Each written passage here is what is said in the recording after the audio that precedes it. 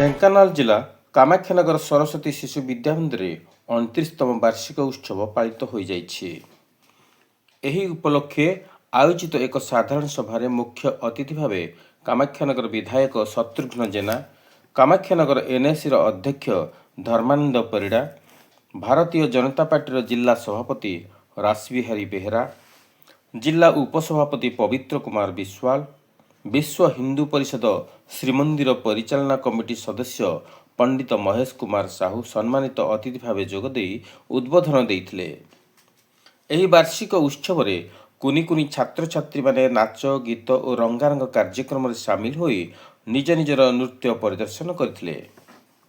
ପରିଶେଷରେ କୃତି ଛାତ୍ରଛାତ୍ରୀମାନଙ୍କୁ ପୁରସ୍କାର ବଣ୍ଟନର ବ୍ୟବସ୍ଥା କରାଯାଇଥିଲା।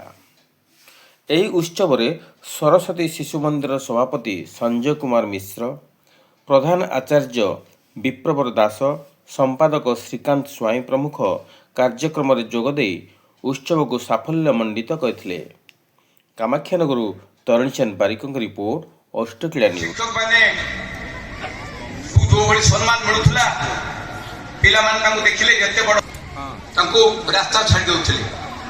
ଆଜିର ଦିନରେ ଦୁଃଖର କଥା, ଚିନ୍ତାର କଥା, ଶିକ୍ଷକ ମାନେ ଛାତ୍ରଙ୍କୁ ଦେଖି ସମ୍ମାନ ପାଇବେ ନାହିଁ ବୋଲି ଭାବି ପାଠ କାଟି ପଳାଉଛନ୍ତି। ଆଜି ପାଠ ପଢୁଛନ୍ତି, ଆଗାମୀ ଦିନରେ ସେମାନେ ଆମମାନଙ୍କର ଭବିଷ୍ୟତ ହେବେ ସମସ୍ତ କ୍ଷେତ୍ରରେ। ଗୋଟିଏ କଥା କାଳିଆ ଭାଇ କହିଲେ, ତାଙ୍କର ପୁଅ ଏଇଠି ପାଠ ପଢୁଥିଲେ,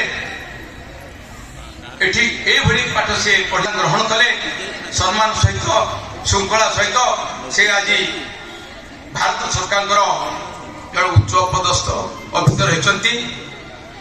ତେଣୁ ନିଶ୍ଚିତ ଭାବରେ ମୁଁ ଆଜିର ଦିନରେ ଏ ବିଦ୍ୟାଳୟର ଯେଉଁମାନେ ଶିକ୍ଷକ ସବ୍ ଡିଭିଜନର ସେ ବିଦ୍ୟାଳୟରେ ଛାତ୍ରଛାତ୍ରୀ ଆଜି ଯାହା ପ୍ରଦାନ କରୁଛି କହୁଥିଲେ 1141 ଜଣ ଏହାର ଷ୍ଟ୍ରେଙ୍ଥ। ଏ ଗୋଟେ ଛୋଟ ଅନୁଷ୍ଠାନ ନୁହଁ।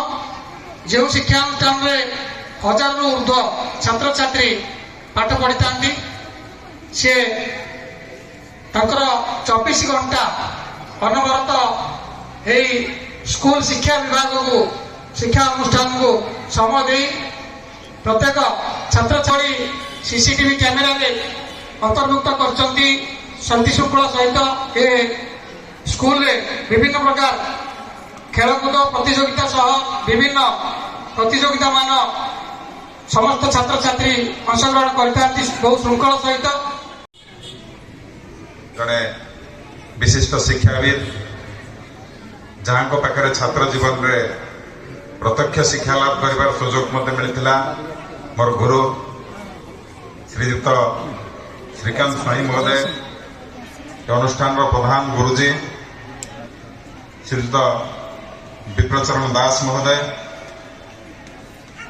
କାମାକ୍ଷାନଗର ଏନ୍ଏସିର ଅଧ୍ୟକ୍ଷ, ଗୁରୁଜନ, ବୁଦ୍ଧିଜୀବୀ, ସର୍ବୋପରି ଆଜି ଏ ଉତ୍ସବରେ ଯୋଗ ଦେଇଥିବା ସମସ୍ତ କୁନି କୁନି ଭାଇ ଭଉଣୀମାନେ ଏବଂ ଅଭିଭାବକ ଭାବରେ ଆଜି ଉପସ୍ଥିତ ଥିବା ଏଠି ମୁଁ ଦେଖୁଛି, ମୁଁ ପ୍ରଣାମ ଜଣାଉଛି। ବନ୍ଧୁଗଣ, ମୋତେ କହିବାର ସୁଯୋଗ ଦେବା ସମୟରେ ମୋତେ ନିର୍ଦ୍ଦେଶ ଅଛି ସଂକ୍ଷିପ୍ତରେ କହିବା ପାଇଁ। ମୁଁ ବି ସେମିତି କିଛି ବେଶୀ ସୁବକ୍ତା ନୁହେଁ, ତେଣୁ ବେଶୀ କିଛି କହିବାକୁ ଚାହିଁବିନି। ସରସ୍ୱତୀ ଶିଶୁ ମନ୍ଦିର ଗୋଟେ ଏମିତି ଅନୁଷ୍ଠାନ, ଶିକ୍ଷା ସାଙ୍ଗରେ ଯେ ଆମର ସଂସ୍କୃତିକୁ ବଞ୍ଚାଇ ରଖିବାର ପ୍ରଚେଷ୍ଟା ଅହରହ ଜାରି ରଖିଛି। ଆଜି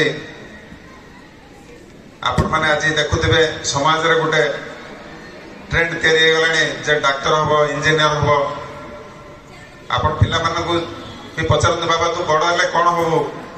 ସେ କହୁଛେ ନାଇଁ ମୁଁ ଡାକ୍ତର ହେବି, ଇଞ୍ଜିନିୟର ହେବି, ପ୍ରଫେସର ହେବି, ପାଇଲଟ ହେବି, କିଛି